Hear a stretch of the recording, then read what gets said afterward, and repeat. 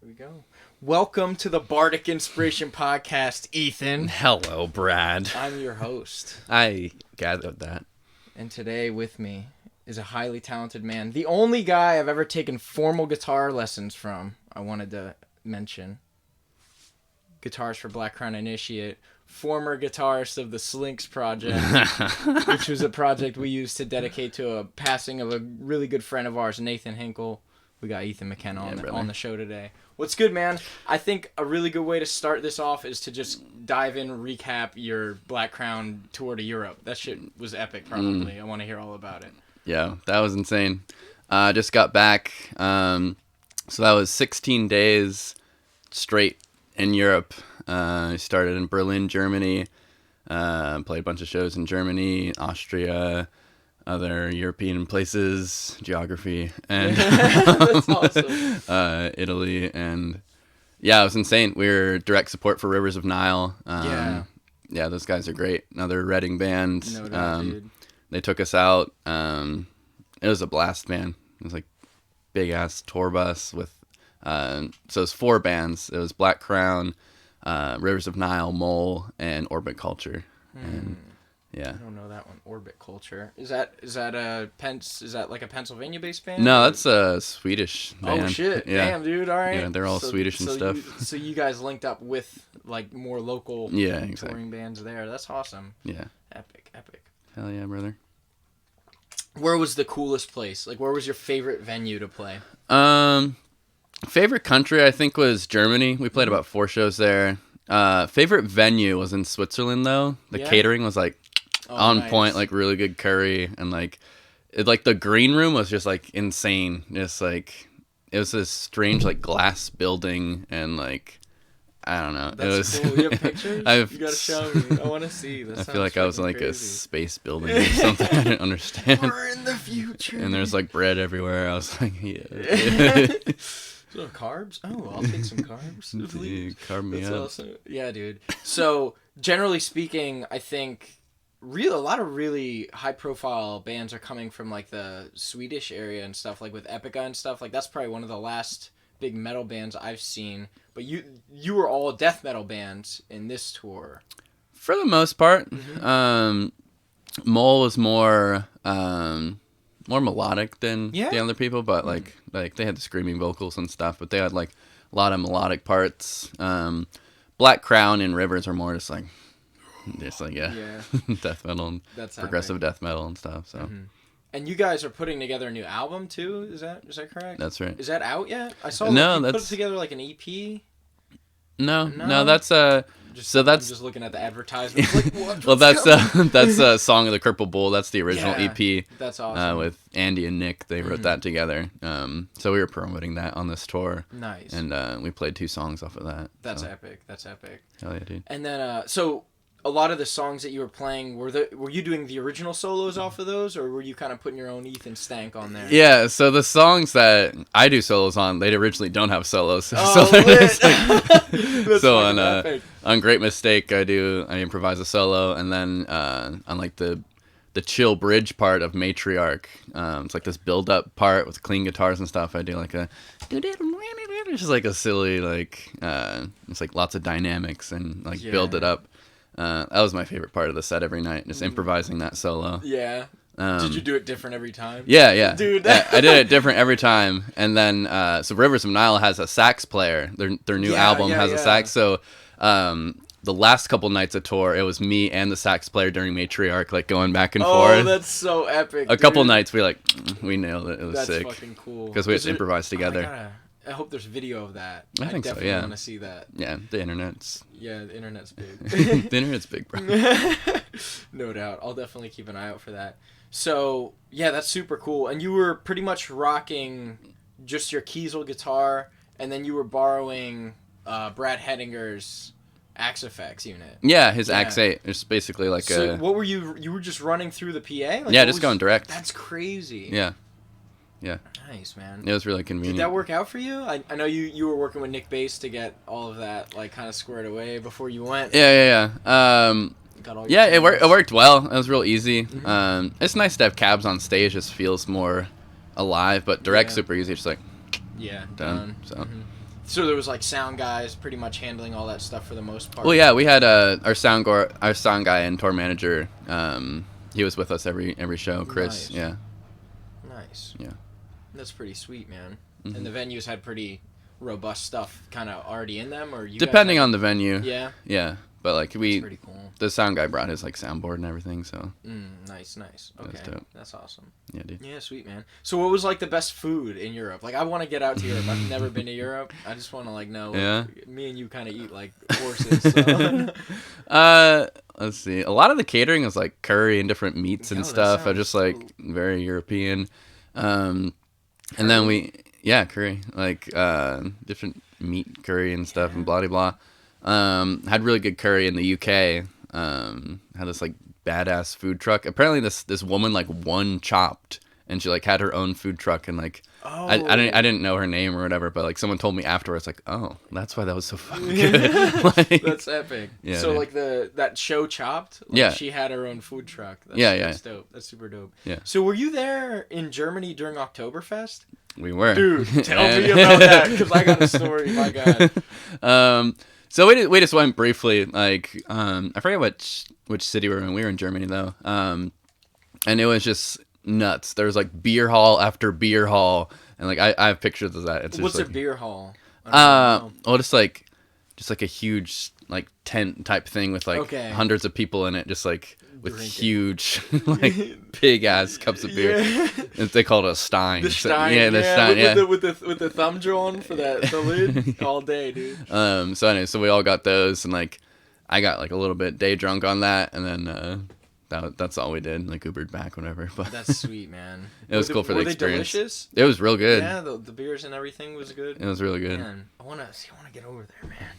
That's I sick. just tried this first the Liederkrans. I was with John Kane. Mm-hmm. We were at the Liederkrans on Oktoberfest, and it was pretty lit. They had this thing called Dinkelacker, Okay. and it was pretty solid. But I brought my Switch, and I was just beating everybody at Smash that would walk up to me like, "What are you guys doing?" I was just handling them. It was pretty silly though. I don't know. That's pretty crazy. So yeah, man, I haven't seen you in forever though. So I actually just listened to your album too. Yeah. The Empath album, Synchrodestiny. Mm-hmm. Can you explain the title? Where did that come from? Let's see. So that term originally came from Deepak Chopra. He's like a spiritual teacher. He writes a bunch of books and stuff. Well, I have to get back into that. The way I like to describe it, it's like synchronicity is just like, like I believe that everything, like the universe is actually conspiring for you, and there's actually so many different things lining up to help you grow, and like at every moment you're actually getting exactly what you need to become the best version of yourself. And so then synchrodestiny, like living your synchrodestiny, would be like living in alignment with that synchronicity, and like living your life acknowledging and loving the synchronicity around you and appreciating it and realizing like the beauty behind everything. That's epic. Yeah, dude. I like that a lot, man. That's powerful. Yeah, dude. Just kind of letting the universe carry you. Yeah. With living your vibes properly. Sure. That's super cool, man. Yeah. The first song on the album's like an instrumental. Mm-hmm. And there's like some voices and stuff going on in there. What's that? Yeah. I hear some familiar voices in there, but I can't pick them all out. Yeah. So that was my best friend, Nate Hinkle, who passed away 3 years ago, just recently, October 7th. And there's a video on YouTube anyways. We used to do beatbox battles and stuff. And so what you're hearing there is his voice, like during our beatbox battle and stuff. Yeah. And it's like, I feel like it really like captured who he was, and just like all out, like not holding back at all. That's awesome. So his voice is in there, and that album is just like really really an expression of loss and grief in my life, and also realizing that even in like the intense grief that I was feeling, like there's so much that I can learn and grow from, and how I can use that loss to actually help other people. So that's kind of like what that album is an expression of. So Man, that's really powerful. So was the negative emotions and everything, and even just like the experiences as they exist in general, is that kind of what like it inspired you to make that album? Yeah, for sure. 100%. That's all pretty much for Nate. Yeah. That's really awesome, man. Yeah, like I like to say that it's not an album that I wanted to write. It's like an album that I had to write. Yeah. I feel you on that 100%. Yeah, for sure. What is it about like negative emotion that makes making art so easy? Like I was telling a friend of mine yesterday, or a few days ago, about how like my songwriting process, like it's way easier to write a song that's coming from a negative emotion because it's easier to just manifest that than it is to actually focus the happy stuff into music, in my personal experience. Can you feel it's the similar way? Well, yeah, I feel like for me, like music is such like a cathartic release. It's just, yeah, like when I make an album or I make a song, that whatever is inside of me is like no longer part of me. It's outside of me, and I make it into something solid and complete. And then there it is. That's like crazy. That's that experience. It's not part of who I am anymore. So you using it as like a tangible way to just manifest that stuff and put it, like that's your way of like exporting it. Yeah. That's so cool, man. Yeah, and it's so powerful. And it's not like to get it away. It's like you have to fully experience it, and then you get the song, and then the song's there, and then you feel good. Yeah, then you understand it better. Damn, man, that's super powerful, man. That's amazing. Yeah, I loved the album though. You had Michi on there doing the vocals. Michi Tassi, Dude, it sounded so much like Destiny Potato at times. Yeah. Like David Maxim's project. Yeah. Oh my god, I can see your inspiration from him is so plain as day. Yeah, dude. It's so good. Yeah. I loved like her vocals and yours blending were super. That was a nice ride. Cool, man. To go on. Cool, man. It was really nice. Super good. I think my favorite song on that album is probably the Nightmare one, though. That one's pretty dark, dude. Yeah. I love how you start it super spacey and just ambient, and then it just goes super deep. Yeah, well, the beginning's supposed to be like a dream state, Mm-hmm. and then it goes into like the nightmare part, and it's like really aggressive and heavy, and like drop E flat. Yeah. And had Jerry from Illustrium do vocals. That's epic, man. Yeah, he has a pretty cool range of his scream techniques. Yeah, for sure. It was pretty cool, man. That was a powerful song. Yeah. You have to listen to that one a few times, I think, to process it. Yeah, it's nice. That's kind of the idea. Yeah. Joe Hinkle in the chat. What up? All right, so I have a question about kind of what made you want to do the Empath album, like that project. I mean, not album, but you have a whole other project for the Empath versus your Ethan McKenna music project. Yeah. So what kind of inspired you to make like a alter ego almost?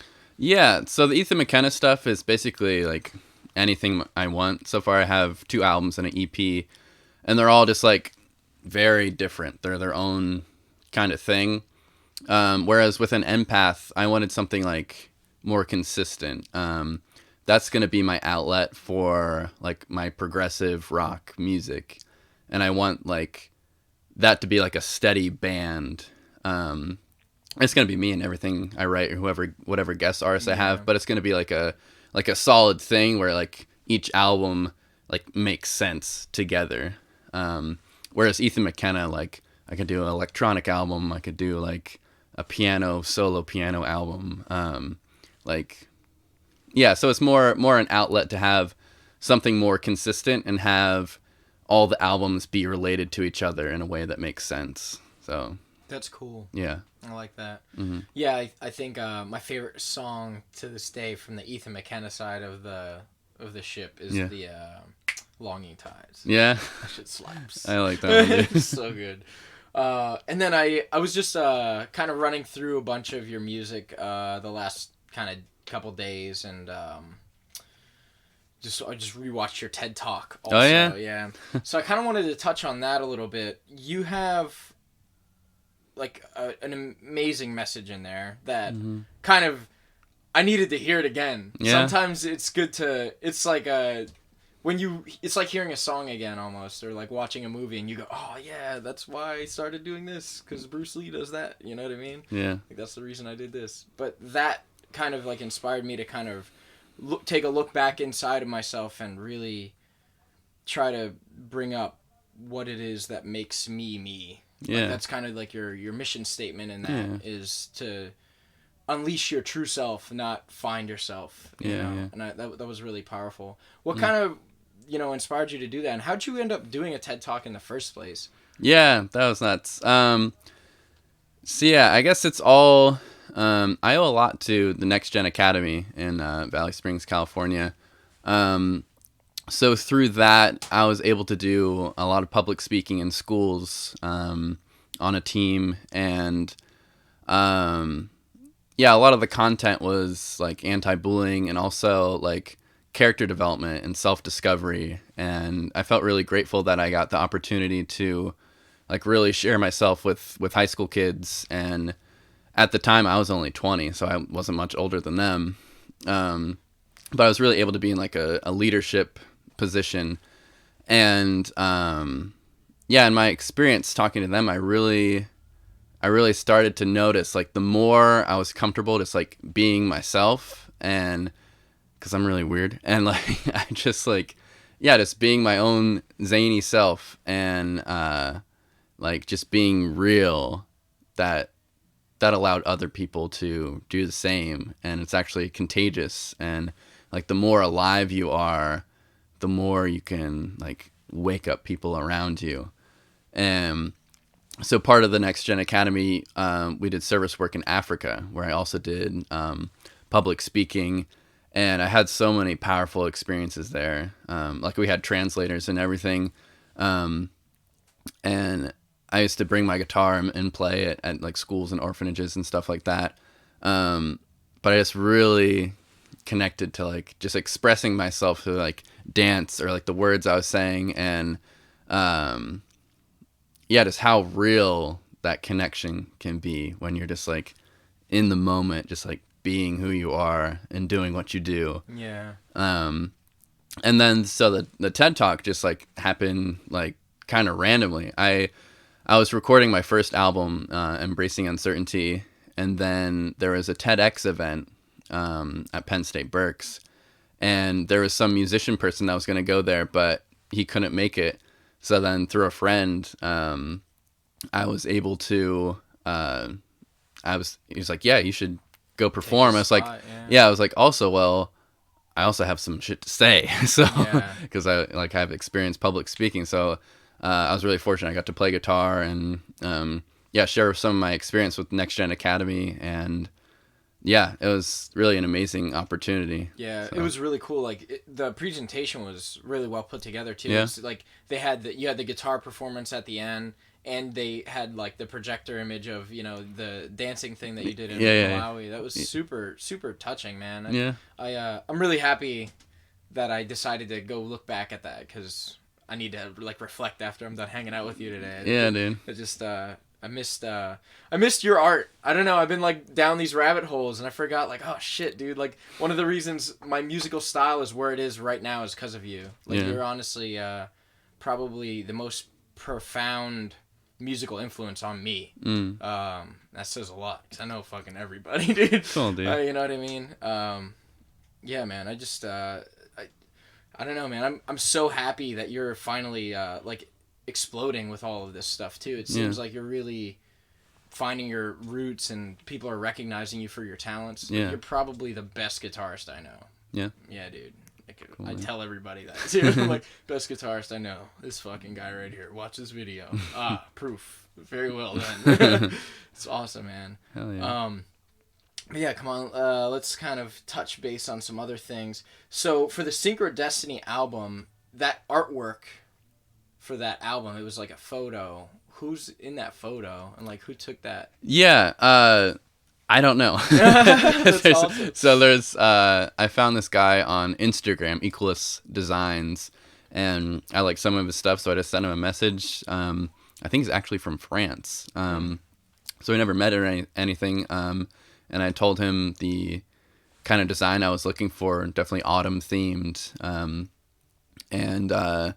Yeah, I think he just made that girl up or digitally made her, or it's like, I don't know, with some stock photo or something, but he like manipulated it, and I thought it was really cool. It is super cool. It's like it's super dissonant, like, or just like obscure. Yeah, it's that's nice. the idea. It's tasteful, like in a weird way. Yeah, it goes along with like the theme of the album, and it's like, no doubt. it's also like also about just like heartbreak and just like moving on, and just like, I don't know, it's just like an autumn album. It's like everything's just like everything's starting to decay slowly. Yeah.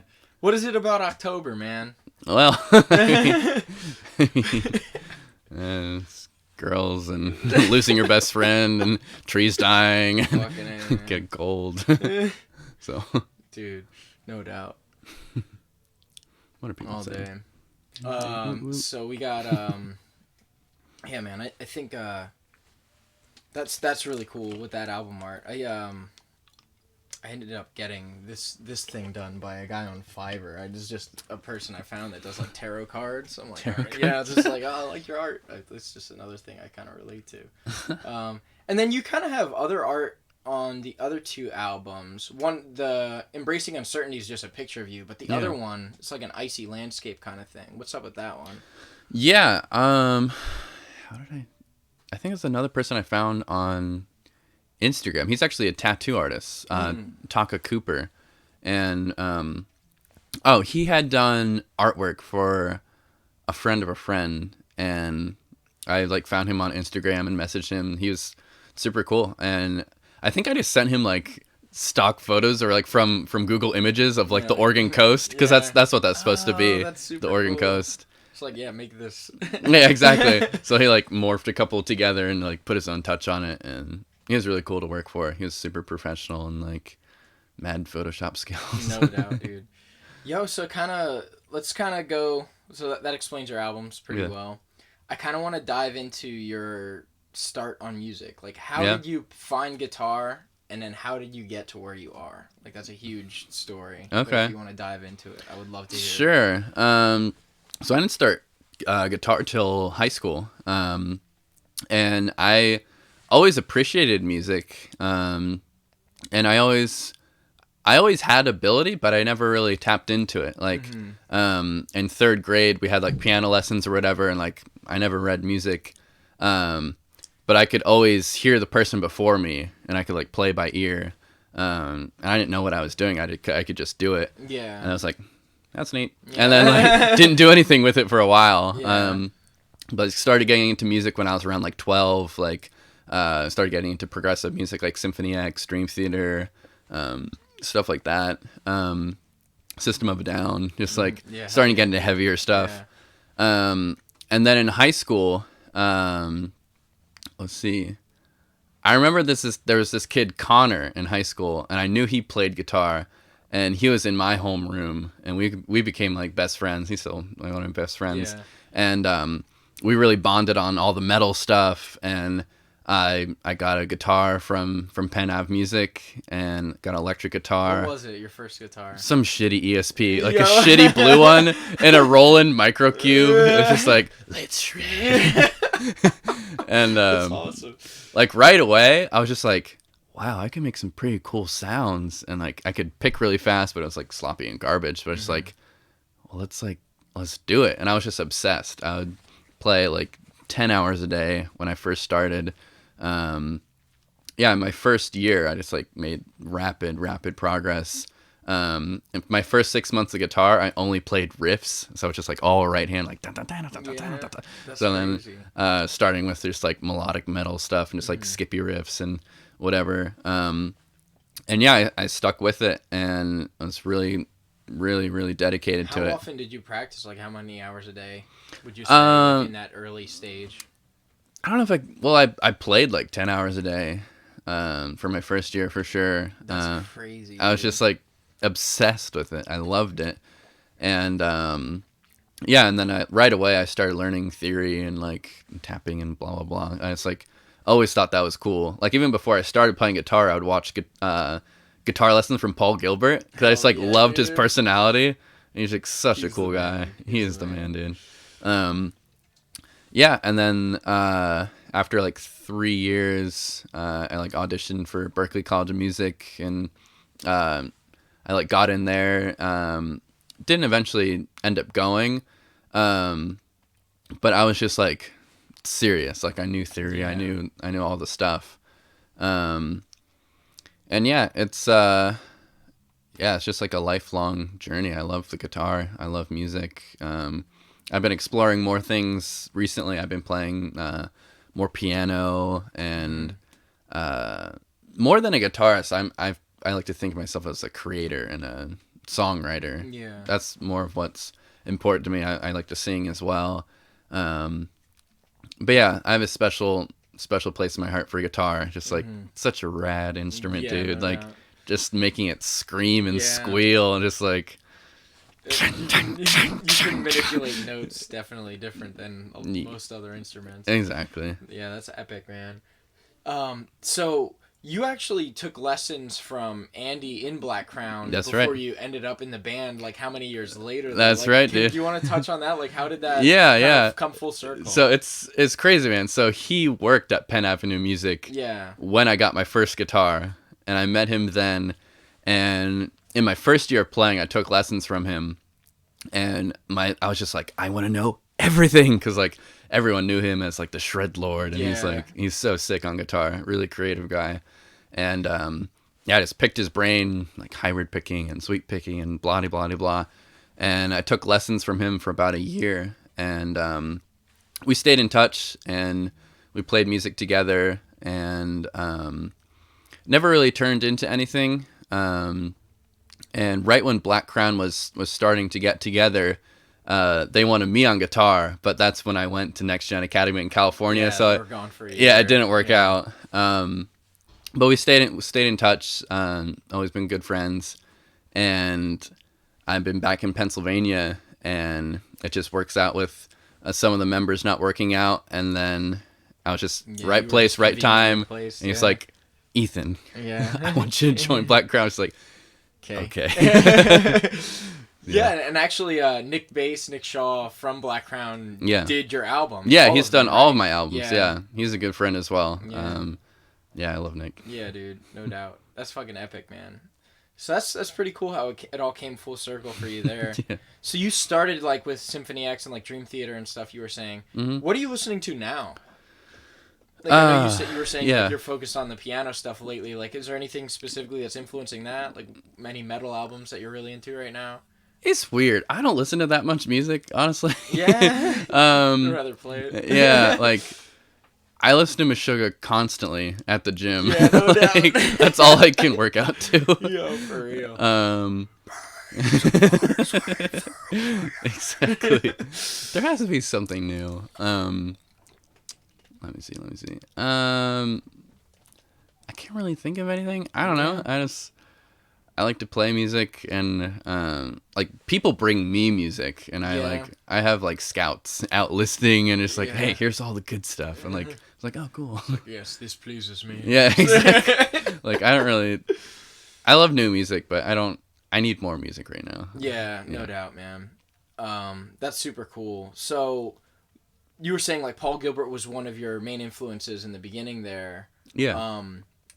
Who else like influenced you musically? Yeah, Paul Gilbert was more, I think, like the personality and the enthusiasm for music in the instrument. Man. He's like, bend your strings. I was like, yes, Paul, I will. Yes, master. And like, so, I mean, honestly, I'm just trying to be Guthrie Govan. That's all. Like, Guthrie Govan, John Petrucci, of course. It's like a mad genius. It's delicious. Did you like the new Dream Theater album? I've been slacking. People say it's good. I didn't listen to it yet. It's solid, man. Yeah. It's what I really like about it is like the whole thing you can run through, and it's like, whoa, that was an hour. Yeah. Like, it's very easy to digest. I think. Like very, very easy to digest. Not like there are other like crazier albums. Yeah. Where they're like 10-minute long shred fests. Yeah, like Train of Thought was an important album for me. Mm-hmm. Like that was one of their heavier ones back in the day. Yeah. Yeah, and John Petrucci's solo album, Suspended Animation, like that did some stuff to me. Yeah. It's like, whoa, That's epic. Glasgow Kiss, like, No doubt. that's ridiculous. Who else? Mostly Guthrie Govan and John Petrucci. Some internet guys, Rick Graham, it's like super tasty legato guy. Yeah. And then there's an Instagram guy I found pretty recently, Stefan Toronto. He's ridiculous. Like he recently hooked up with a Bossy Concepts. He's like endorsed now. But he's just like the tastiest player I think alive. He has like ridiculous technique. No doubt. Yeah. That's epic, man. That's super cool.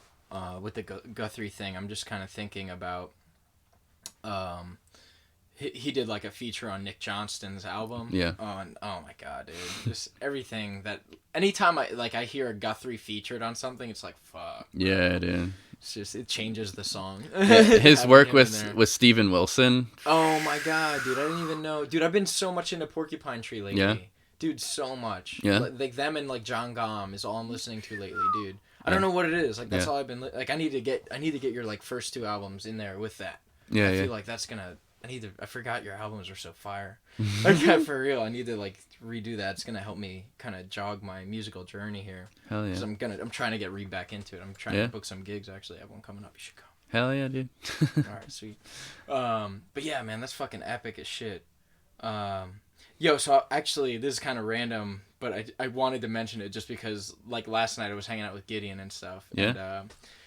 And they were just talking about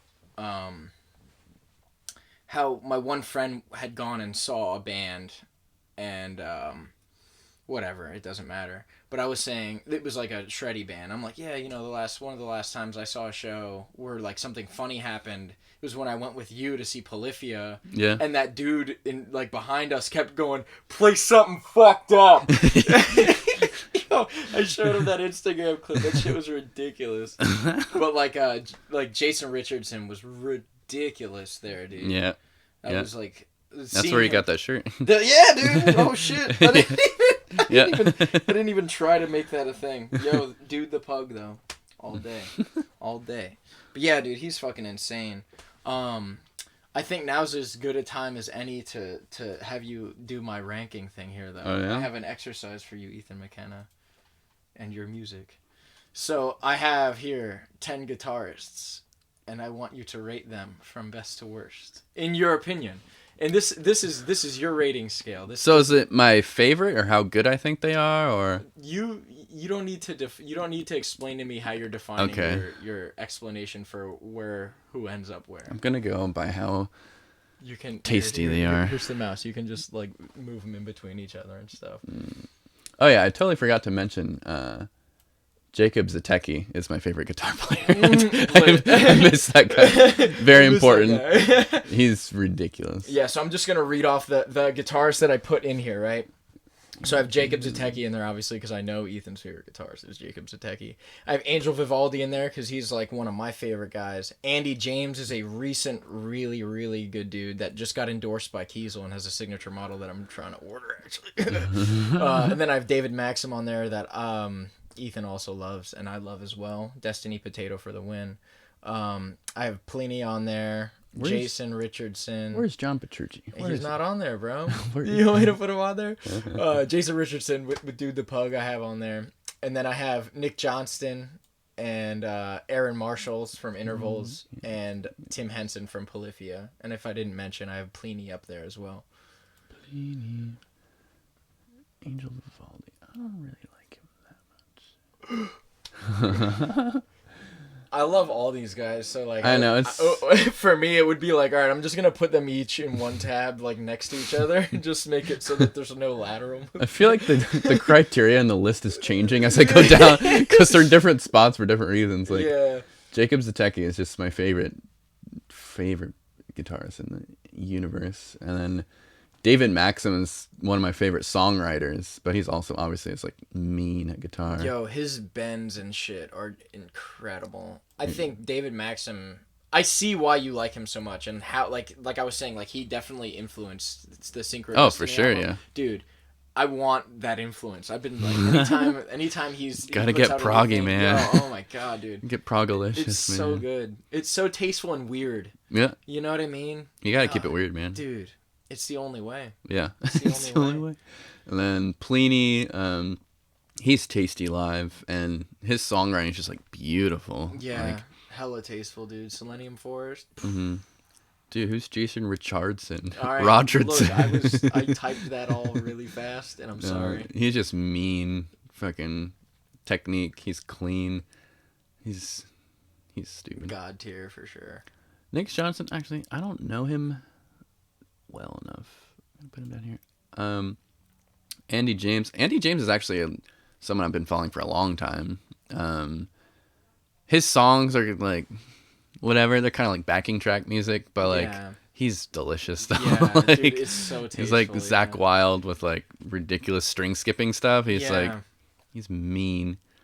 Then Aaron Intervals, he's sick. Nick Johnson. I need to get more into Nick Johnson. He's like he's so good, man. He's like such a mature player. Like he can shred his balls off, but he'd rather just like make a nice composition. Dude, like you would really like his new album because it's not that easy to digest, but it's good as shit. Yeah. Like it's so good and technical. Like the timing is weird, and I wouldn't say it's like David Maxim weird with like some of the sounds that you hear on there, but there's some weird instruments going on. Yeah.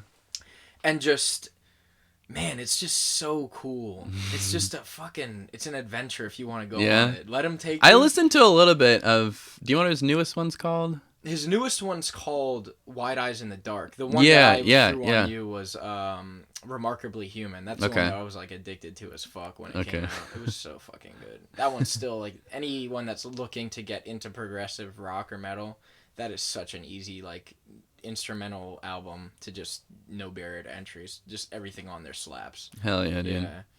Hell yeah. And then Angel Vivaldi, he's tasty. I like him. And Polyphia, I love Polyphia's music. I saw them live. Maybe they just had a bad show, but it's like, I don't know if you can play this stuff. But like I don't really like their new trap music or whatever the hell they're trying to do. But like, really, their first album's like, oh yeah, the first album with all the features, slaps hard as fuck. Yeah, dude. Yo, so one that I didn't realize, like that I wanted to put in there that I didn't, is Jeff Loomis. Where would you put him in there? Jeff Loomis is an animal, man. Yeah. I'd probably put him. It's hard to say. Yeah, he's kind of similar to Jason Richardson, where it's like his technique is just fucking amazing, but I think his songwriting is better than Jason Richardson. I'd put him either above Pliny or below Pliny. Yeah. Nice, man. That's interesting. Yeah, Pliny's fucking awesome. I mean, I'm surprised that he's that high on the list. Yeah. That's really cool. Yeah. And then where would you put yourself on there? That's stupid. That's so dumb, dude. It's like down there. All right, I'm probably on the floor then. It's about right. Nice. All right, I gotta go back to the Q&A here. Right on. Nice, man. So thanks for doing that rating. I appreciate you. Dude, Jacob. Yo, no doubt. Yeah. So who do you think is the best guitarist in the world? To your standard. Like, who's, like, to your opinion, not, like, who has the most awards from the Grammys or whatever. Like who do I want to be? Yeah, sure. Whatever your measure is. Best guitarist. I really like Jacob Zatecki. Yeah? Like, he's so tasty. He just came out with something new. It's good. Right? It's I good. did listen to it. Yeah, it's different. I can't remember what it was, like the name of it, but I did it's like it. something lasts nothing, something like that. Yeah, I saw it on YouTube. Yeah, it exactly. Popped up, and I'm like, ooh, all right. And then I went down that Feathers one or whatever. Yeah. That shit is crazy. Yeah, like he's a true artist. Like he has like really heavy stuff. I think it's called Wishful Lotus Proof, and that one's like his like gnarly heavy stuff, and he has like guest vocals from like scream guys. And then he has like these really chill like post rocky EPs, but his open string stuff on that is stupid. Yeah. Like that's where I get my twiddly stuff from. It's all Jacob. Yeah. It's like ridiculously open string pull off. That's epic. It's gnarly, man. No doubt. So let me ask you, if you could collaborate with anyone, who would it be? Probably Jacob Zatecki. Yeah? Nice. Yeah, I feel like we're like what I really want. This is what I really want for my life. Okay, yeah, here we go. Let's like, go. Let's like down the road, I want to boy. be in the same realm as like Jacob Zatecki and David Maxim and Pliny, and then just like Ethan McKenna. Just like Yeah, like you're just one of the get in there. Just household like names. yeah, I just like I don't even care if I get that recognition. I just like want to be on their tier and like I want to be Yeah. friends with those guys. Yeah, Like, dude, for can I real. play in your album, please, please, please, please, please? Like that's all I care about, man. That's fucking epic. I think, oh man, David Maxim had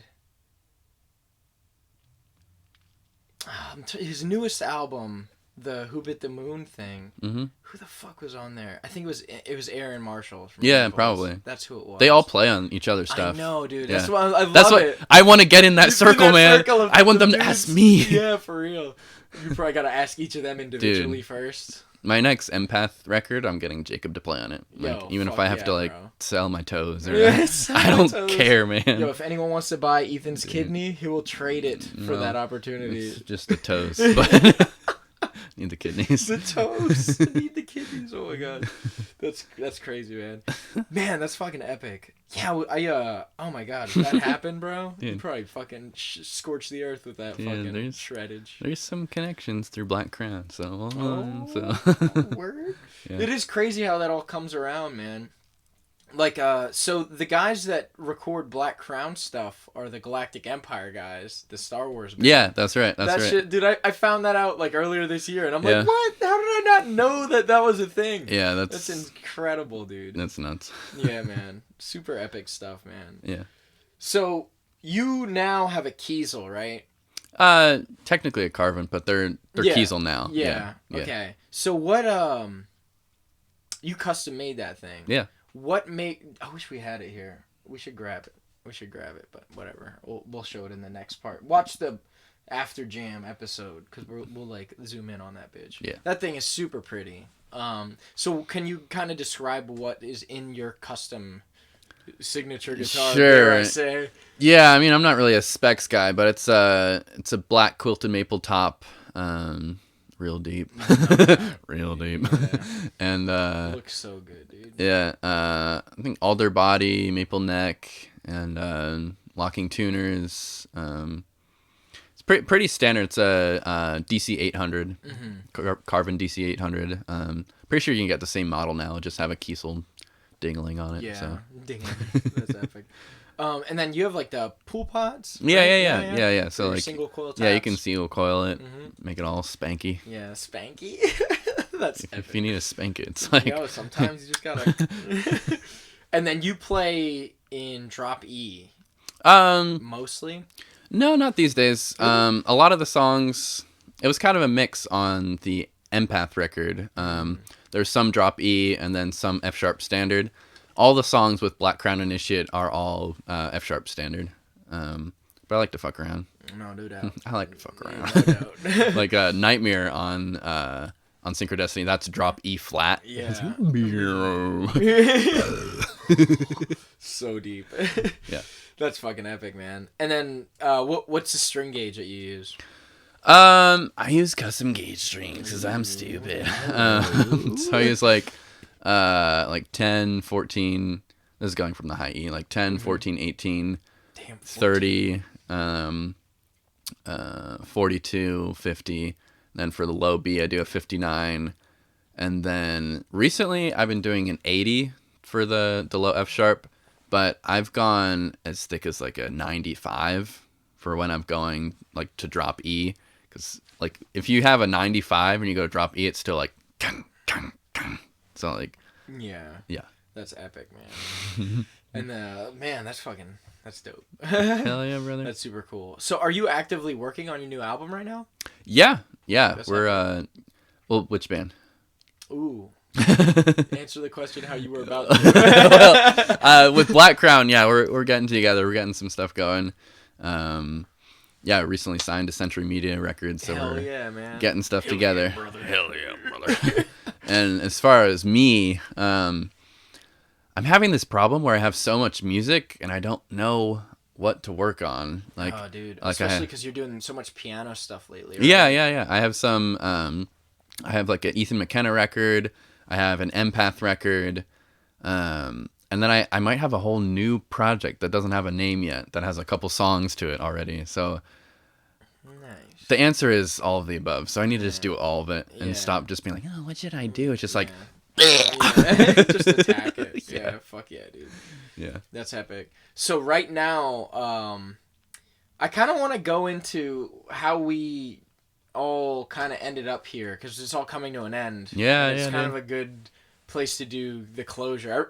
I just it's interesting because the first episode of this podcast I had Kevin on, and I kind of explained like how I went from being in the band with Kevin in the climbing to, you know, joining up with Bus Brothers. Yeah. And now this is coming to an end too. Yeah. And it's probably going to be a while till I see you, like, once you start getting moving in the direction that you're headed. Yeah. But, so, you and Joe ended up moving to California, living in a school bus. Yep. And that's the most metal shit ever.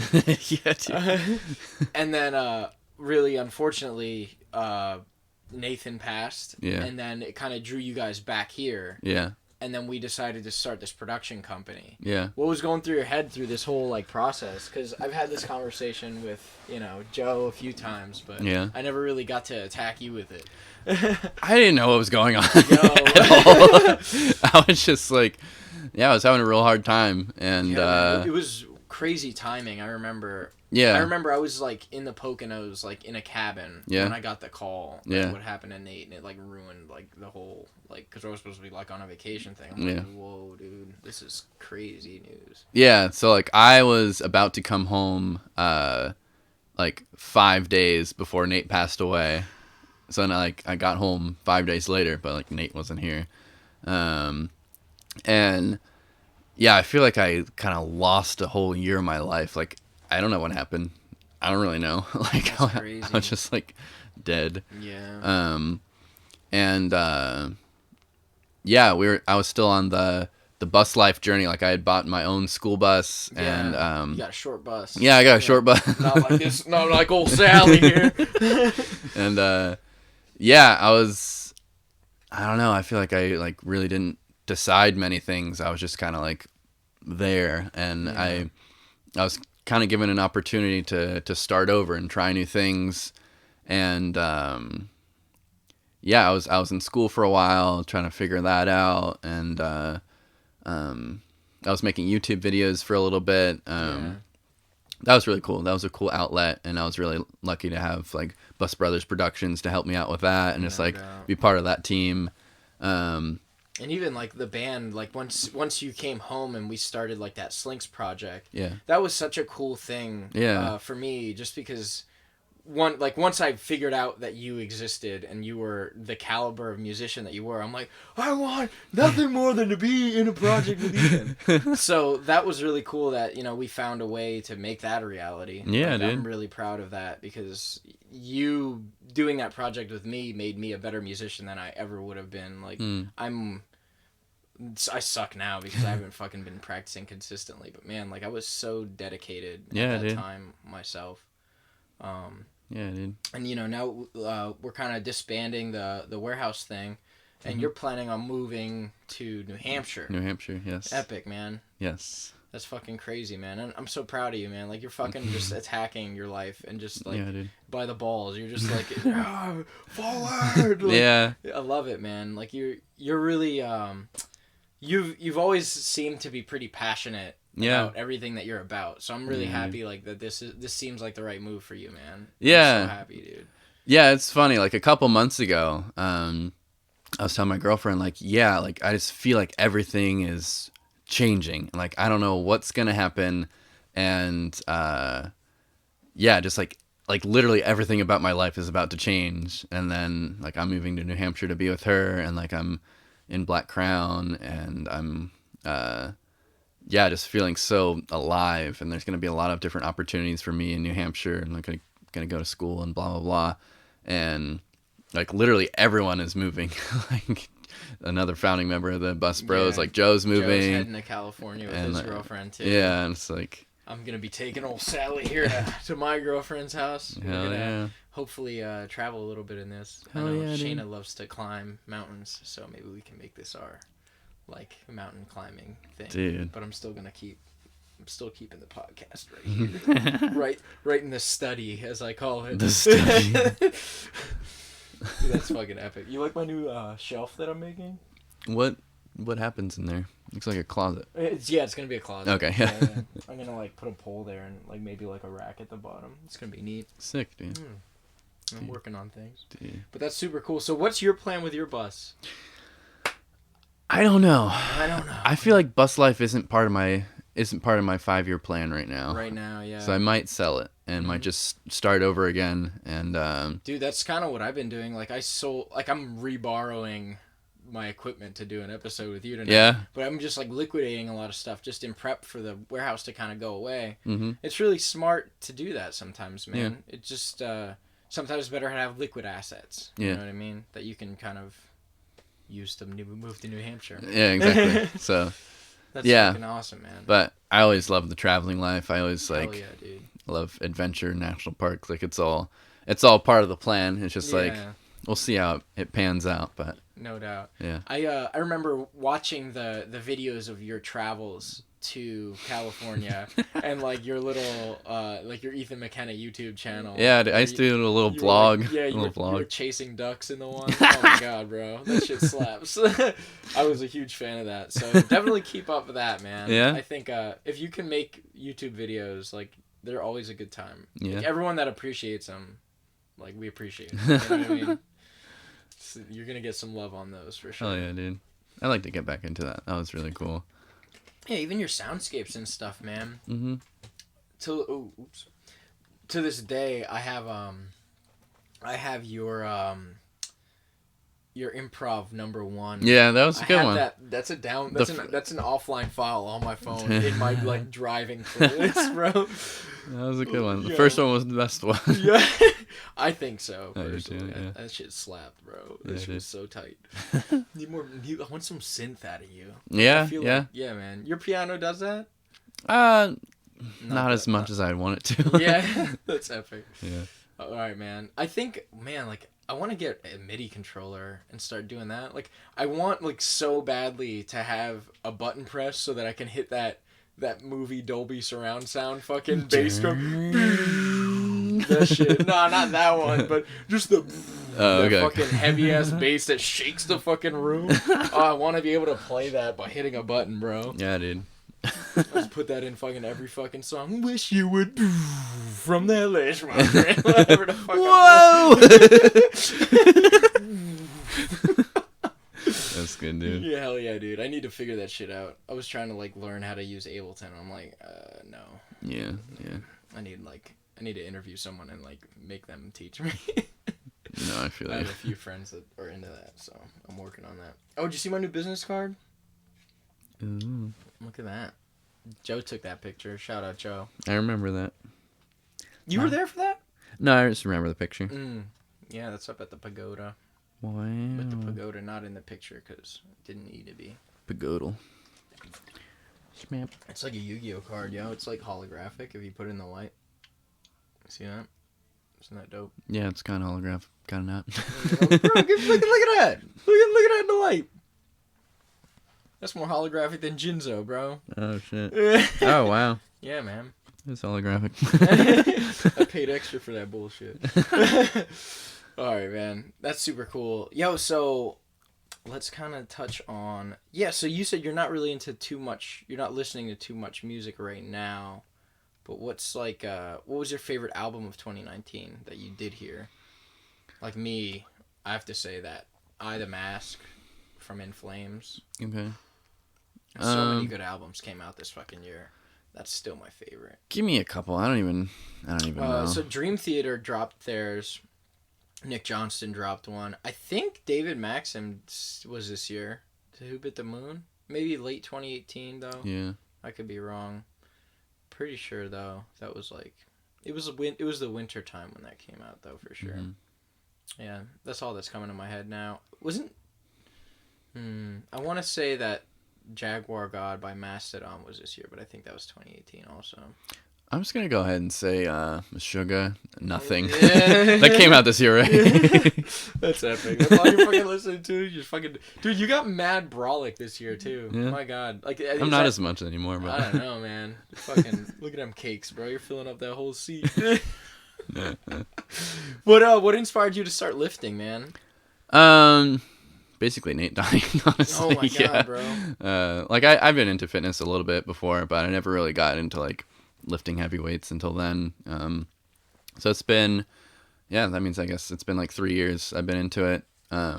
Past 6 months has been not as much, but I'm getting back into it. It's actually one of my passions. I really love it. Yeah, no doubt, man. I've trained with you before, and you're so meticulous about like your guitar playing and being perfect form. Like you're the same with lifting. Yeah, I love it, man. Like you're so about what you're about. Yeah, like I love the discipline of it. And hell yeah, man. I need to get back into it. I'm planning on like kind of doing my winter bulk this year all day. I'm like skinny now. The jiu-jitsu's been like wearing me away. It's choking the life out of me for the last. That's what I want to do. I want to get into jiu-jitsu, man. Dude, it's so fun. I want to become dangerous. Dude, you integrate your shadow, bro. Fuck what you heard. I think that's a Jordan Peterson quote. Fuck verbatim. what you heard. Verbatim. That's funny, dude. Oh my goodness. Oh shit. Yo. But yeah, man. Definitely do it. I think I wish I knew what to tell you about like New Hampshire. Like, oh, there's this specific thing in New Hampshire to do. Yeah. It. I'll find You'll something. Find something. Yeah. I would recommend it, man. It's so cool because it's like the most humbling thing you can do. Like, needing to tap out like 10 times a day. Yeah, tell me what that's about. Like I want to like a lot of it is like I want to have like a good sense of like I can protect someone and like I can defend myself. That's what I started doing it for. Yeah. But yeah, like so for me, Brazilian Jiu-Jitsu, I've always been kind of the guy where like even when I joined the military, like I want to be the right hand of, justice to protect the people that I love kind of thing, and serve the country, I thought at the time, or whatever. But yeah, I think it's once I found out that it was such an effective martial art, like just doing my own research on I've always been a UFC fan and just like different, like even WWE when I was growing up, like in this corner. That shit makes me sick. Now it does, bro. But like when I was a kid, that's all I used to fucking do. I played it on my N64 and shit. SmackDown. Oh, we played that on PS2. Fuck yeah, dude. Oh my god, fucking. That was good. Booker T for the win. Triple H. Those were my two dudes.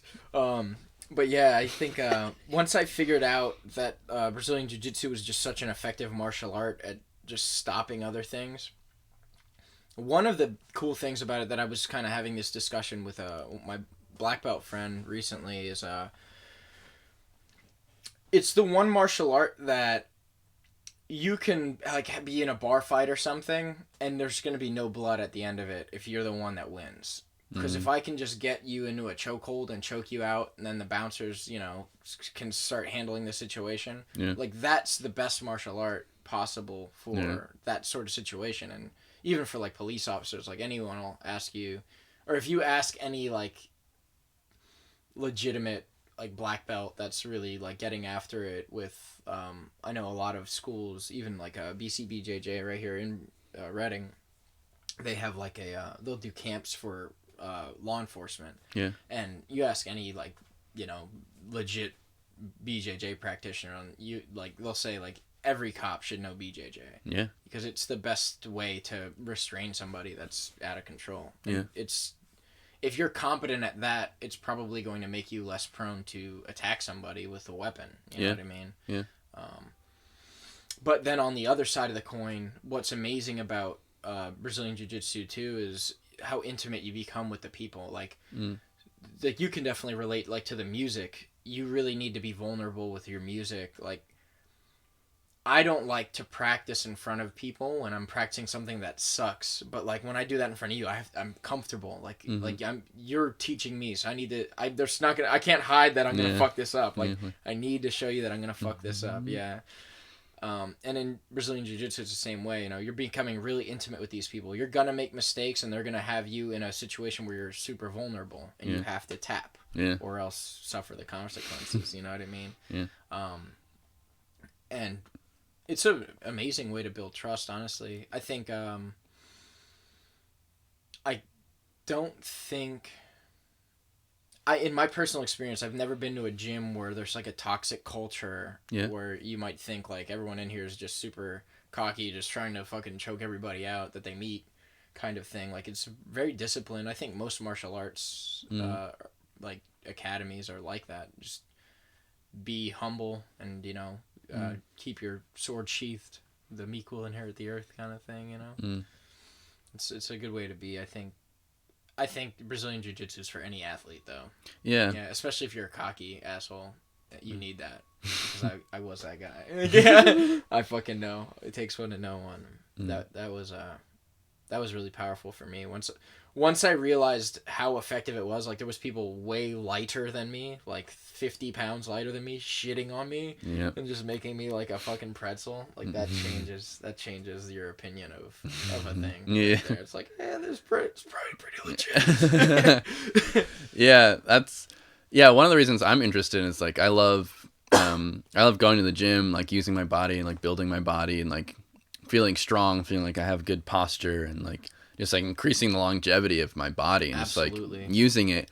But also I'm looking for some way to like use my body and like I want to like not just like build strength, but I want to like use that strength in a way where I feel like I'm developing a skill and something that's useful. And also I just love the discipline of it. I just want to learn the ins and outs of BJJ and just like make it part of my thing. I think you would get good really fast just because of the way that you are. Like, just the way that you treat lifting. Like, if you did that with jiu-jitsu, like, your breaking mechanics would be fucking dumb. Like, if you picked, like, a body part that you want to get good at manipulating, like, you would be a problem. In a year after you made that decision. Don't fuck with Ethan Scamore's. Like, he knows exactly what angle to break you. Man, if you come with me sometime, I'll get you in the gym for free. I want that, dude. And John one time. It was so fun watching them get all scrappy. Oh my god, it was just feral. I wish I was there. It was so good. I should have recorded it. It was 100%. It was so good. But yeah, man, it's such a good way to build a relationship. But like, if you want to either make new friends or just build like a good relationship with someone that you're already good friends with. Like you have to trust this person with either putting you to sleep or breaking one of your limbs. Yeah. You know what I mean? And mistakes happen. Like I've been injured a few times. But the fact that you can put your, otherwise life in someone's hands, it's pretty legit. I would highly recommend it. Yeah. Yeah. And it's just like any other thing, though. Like parkour, you're going to get hurt eventually. You know what I mean? You try that 11th time, you know what I mean? It's when you said you were just going to try 10, you're going to fucking end up blowing your ACL out or whatever. The fucking last guys I had on were just telling me a story about that. And jiu-jitsu is the same way, man. If you're going to be cocky and not tap, you're going to get hurt. So that's the big thing, I think. Just tap early, tap often. Yeah. Super fun, though. You'll make some of the best friends you'll ever have there. Yeah. I think, and you'll just meet, like, musicians and shit. Like, there's a few musicians at my gym, and I don't know if they're, it's probably going to be, it's hard as shit for you to find someone competent on your level as it is. So, still fun. But yeah, it's just you'll be able to have conversations with people like really easily at the gym. It's kind of the coolest thing. I keep finding everyone in jiu-jitsu is so passionate, man. Like they're a lot like how you are and like how I am. When you're about something, you go after it. That's a lot of these jiu-jitsu guys are. Do it. I'm bringing you with me. Yeah. Let's go in like November though. Well, I'm leaving pretty soon. What? You're leaving like soon? November 15th-ish. All right, let's go on the first week in November. Yeah. Right hand, boy. There we go. I got you now. I got your ass. I got your life. No, that's just saying in the chat that him and John went at it. Oh, it was crazy, man. There was so much hair going. It was just like the cat thing. It's fucking epic. Yeah, great stuff though. I would highly recommend that. So let me see.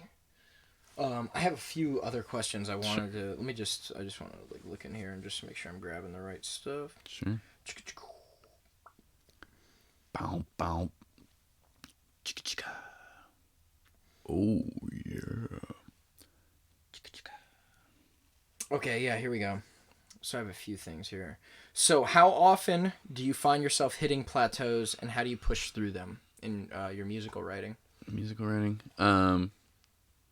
I think I'm in a big plateau right now. Yeah. Maybe like 6 months ago, the thing is, like, when the channel's open, like, just music comes out. So like 6 months ago, I wrote like 4 songs in like a week or something, or 2 weeks. Right now, I guess, I haven't been focusing on it as much as I want to. And I haven't really been writing that much. So it's not necessarily a block. It's just like I haven't really been dedicating as much time as I want to it.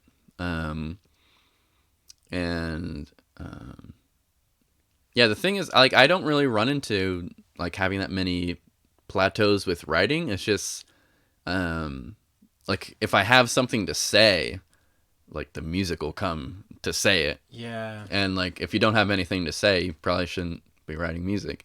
But so I think that's what I'm dealing with right now. Like there's so much going on in my life, especially the past 3 years. Yeah. Like, so it's just so easy to just pull. Well, the thing is, it's like, together. well, no, it's like, well, what do I want to say about this? Like, there's a lot of shit going on, but like how? well, like, what do I want to say about this? Yeah. It's like I just lost my best friend, and it's like everything in my life is changing. It's crazy. Like, I'm in love. It's just like, what do I want to say? Yeah. And I want to say a whole bunch of things. And I feel like there's like multiple albums just like stacked up. Yeah. So it's I want to get more back into that space and just allow, just be open. Yeah. No, that's incredible, man. Yeah. That's very powerful. That's super cool, man. Like, I think that's so powerful. Like, if you don't have anything to say, maybe you shouldn't even be trying to write.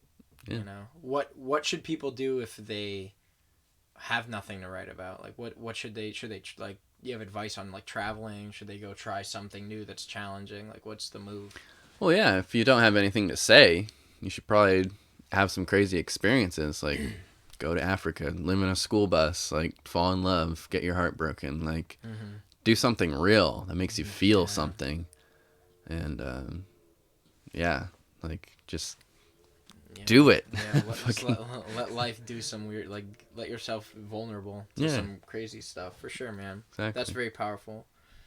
Okay, and then here's another question. What made you decide on the Carvin make? Like, what made you decide on that for your guitar? I think it was over Ibanez. Yeah, it was. I think it's my good buddy Dave Lopez. He's he knows all of his gear and stuff. He was a high school friend, and he moved to Florida. He does like sound production stuff now. Right. He's just like really cool dude. He looks like Dave Grohl. Like he's like a Dave Grohl clone. He's like, he's so cool. But he pointed that out to me like years ago. He's like, man, like you can get a sick ass guitar through Carvin if you can like customize, get what you want, choose your woods, and it's like you can get a really solid guitar. So then this was during my bus adventure. So I was living in a school bus with my best friend, and we like worked different jobs and stuff and saved up money. So before I bought my first car, I saved up $2,000 and I bought that Kiesel, that Carvin. And so that was like $2,000. Yeah. And then before that, I know your daily driver was that Agile. Oh yeah, that's right. Yeah. So what? How much was that Agile? I want to say that was like 700 new. Yeah. Off a good old. It was pretty guitar, man. Rondo music. It was hunking though. Yo, It's like real, 29-inch scale, just like heavy wood. It was dumb, but it served me well though. That's a good first 8-string. That was my second guitar. It's like went straight from an ESP to like tree trunking. For real. Well, you'll never go back to the 6-string unless it's like your acoustic. Well, no. I actually love 6-string guitar. I want more guitars. Yeah. So like what I would use a 6-string for, I like lots of altered tunings for my acoustic and stuff. And some of my music is kind of like Opeth, where like there's electric and acoustic. So good. So I would have like an electric and an altered tuning. That's when I would use a 6-string, like use some cool open tuning with like distortion. It's like you get some nasty chords. And I've been into them lately too, dude. That song Era, I listened to that for like 4 hours straight. It's on a loop. It's just so good. Hell yeah, dude. It's just, man, the writing is crazy. They have a crazy dynamic in their music too, where they go like every album's a different genre. Yeah, it's fucking insane, man. Yeah. Yeah, and then they have that. I showed you their like that the super band Soen that has the lead singer from them. Oh my god, dude. Oh my god, so fucking good. All right, here we go. This is a good one here. Have you ever been in a situation writing music where you have a melody or a lick that works in 2 different songs that like you're writing, and like how do you decide which one's getting that solo? You know what I mean? Or getting that motif? That's interesting. Yeah. I don't think I've ever had that. No? Like, it's just like... I've been in that situation before where I'm like, that fits here better. You know? I feel like that's more of like a lick type of thing. Mm-hmm. It's just like, this is my lick. This is my solo thing. Yeah. It's just like, it's the tastiest thing I can do. It's just like, does it belong to this song or that song? Or like, which key does it sound best in? But usually the songs are like very unique to themselves. Yeah. There might be like a bridge section. I might have done this before where I'll take a bridge and it's like, let's put it in that, because like a bridge is like a different part of the song, so like it can be its like own standalone thing, so you can plop it in different spots and see if it feels good, different songs. That's good advice. I like that. I'm a bridge kind of guy. I like bridge sections. That. No doubt. That's super cool, man. Mm-hmm. So what are nice, what are some good bands like right now that you think like are at the cutting edge of let's say metal, because you're in Black Crown right now? Rivers of Nile is fucking sick. No doubt. They killed it every single night, man. And like I'd listen to their set 16 days in a row. You know what I was listening to on the plane from Germany back to the U.S.? I was listening to their album, like That's epic. Where Owls Know My Name. It's just like good music. I wish I could just get Jake Diefenbach on this show. Keep an eye out, yo. Jake's fucking awesome. Yo, he's so fucking cool, dude. He did jujitsu with me and Sam already. I brought him up to the gym. Awesome. Yeah, he likes rear naked choke. That's his go-to. Right on. Yeah, he just likes wrapping up behind you. He's a squirrely little dude. Dude, he's I love it, bro. He's a man. Yeah, man.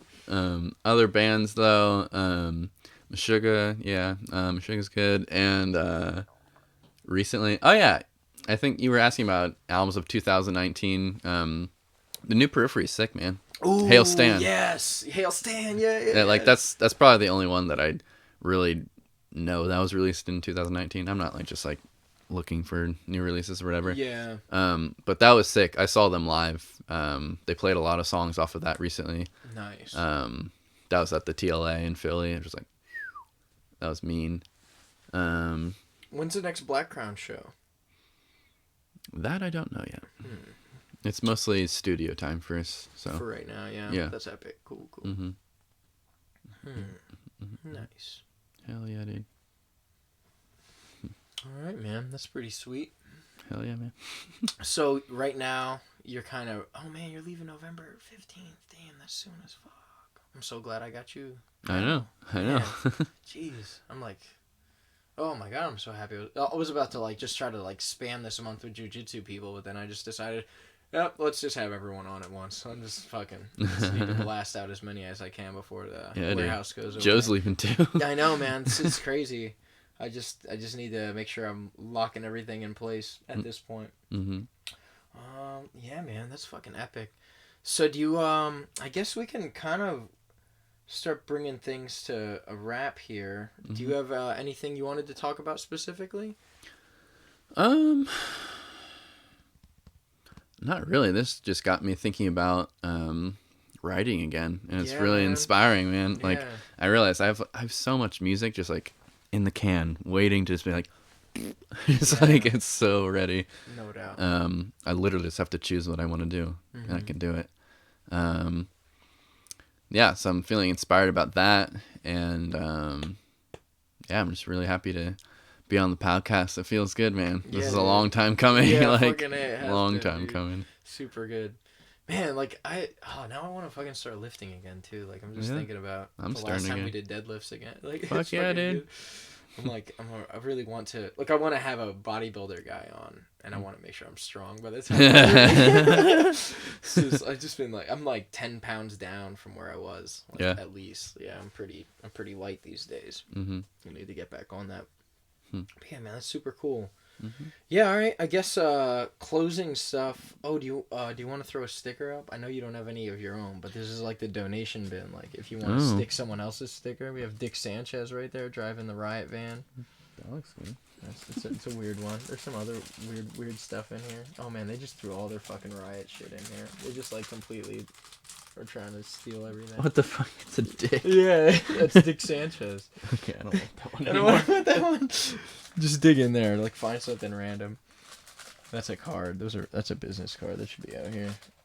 The climbing. Oh, classic. That is a classic, a cult classic. Boom. Oops. Do I get to put it wherever I want? Yeah, put it wherever you want. You can even put it over someone else's and start a war. I keep silently insisting that people do that because I want to see it happen. Oh yeah. Check this out. Double dose of the climbing. I'll drink to that. Fuck yeah. Oh man, I miss Kev McGee with the shit, dude. For real, man. I don't know. I need to have him on again, man. I miss that guy so much. I was just talking to a friend of mine about him. I hope he's doing well. He's so bling. Yeah, dude. He's such a giant man that's just so pretty. Like, you know, he's just everything about him is so kind, especially his eyes. Especially his eyes. Oh my god. But yeah, man. So. I guess like some closing stuff. Like, what would you tell anyone that's interested in getting into guitar or trying to start a band or get into a band? As far as getting into a band, I'm a complete psychopath. So like, I just like play guitar and like he's like, "Hey, over here, join my band." Yeah. So like, I didn't do anything special. Yeah. I just. You were just super good and just basically ripe for the picking. Yeah, for someone to pick you up. Just dedicate yourself to your craft, and I guess people just starting out as like have fun. Like, yeah, it should be fun. That's like how you play 10 hours a day. Is if you're having fun, if you're like just like expressing something or feeling something, and like it's kind of hard at the beginning. Like I remember, like we always had an acoustic guitar in my house when I was growing up, and like.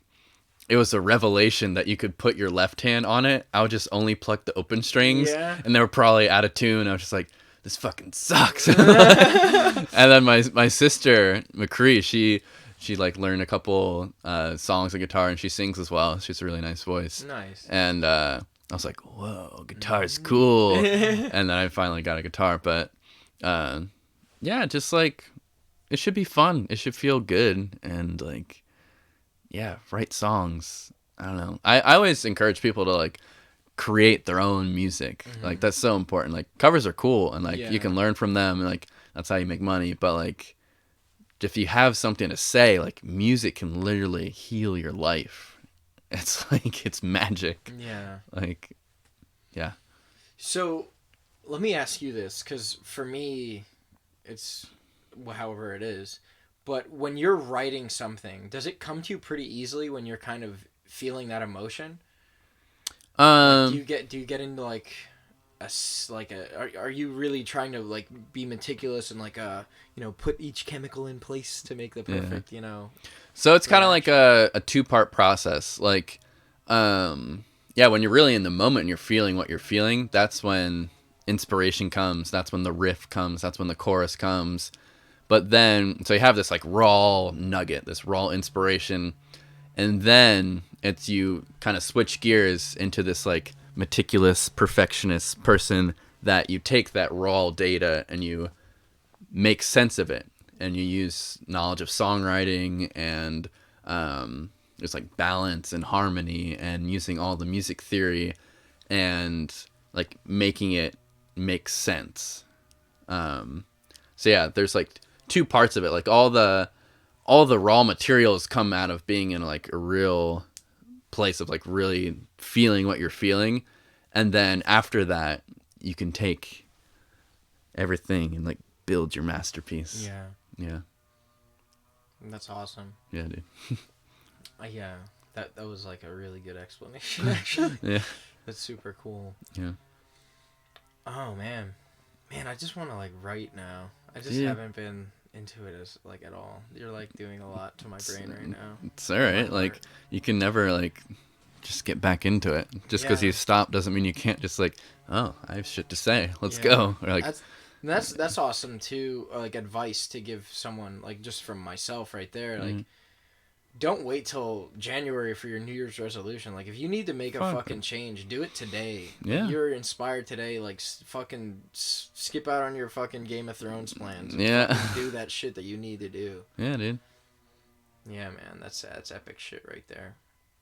I need to take my own advice right there, too. Yeah. I'm definitely going to be jamming a lot this week. Yeah. Awesome, man. All right, man. So I think like we'll come to a close. So where can people find you if they want to do collaborative work? Yeah. What's your favorite color? Like all that good stuff. Favorite color is black, like my soul. And I don't do much social media stuff, but people can reach out to me on Instagram, Ethan McKenna Music. I have a band Facebook page that I don't really use, Ethan McKenna Music. But I'll see your message, and if you want to collaborate with me or see my stuff, I have a lot of videos on YouTube. That's just my name, Ethan McKenna. I've done like improvising stuff like that, just like real like unpolished, just like noodly stuff, just to like let it go and just like release creativity out into the world. Because like that's what we're here to do. That's like just hearing like what you said right there about like not using the social media. Why is it that these incredibly talented people like don't use their social media at all? It's just a drain to me. I don't know. It's like I don't like it. Like I need to fucking be off it more. Like, it's such a trap, man. Like I like Instagram. I'm just like look at cool guitarists, and it's like. It's so easy to get sucked into like looking at stupid shit that you don't actually want to be looking at. Yeah. And Facebook as well. It's just like I use Messenger, but I never go on my Facebook page. It's like, oh, his cat died. Oh, no. It's just like, he got married. Oh, now he's dead. It's like I don't care. It's just like, no, like I don't know. Social media is, I've realized it's just been kind of like mostly just a draining thing for me. So I don't really engage with it too much, and I feel like more clear, and like I like hanging out with people in person and having like real connections, like go out in nature, play music together, and social media is just like a way to connect or set those kind of things up, you know? A bridge to the final meetup. Yeah, exactly. I'm with that 100%, man. I was using it a lot more like that a while ago, and now I'm just a fucking meme lord. It's more just like fucking share. Swipe. The problem is just the use of my time needs to be more regimented. Like when I was practicing things more meticulously and just being on top of my shit, that was when social media wasn't winning. But now it's like fucking taking over. All I want to do is share memes and shit. And it's another thing with me is with the events that I run, it's easier to get people Oh, yeah. involved with it. It has its benefits for sure. But It's like you said, those fucking, it'll suck you in there and you'll start looking at shit you don't want yourself to be looking at. It's pointless. But that's awesome, man. Okay, so yeah, man. Any last words before we cut it? Keep it lit. Yeah, be yourself, right? Sure. Unleash your true self. Yeah. Check out Ethan's TED Talk. I'm gonna put that link in the description before I forget. But that's a wrap. Memes are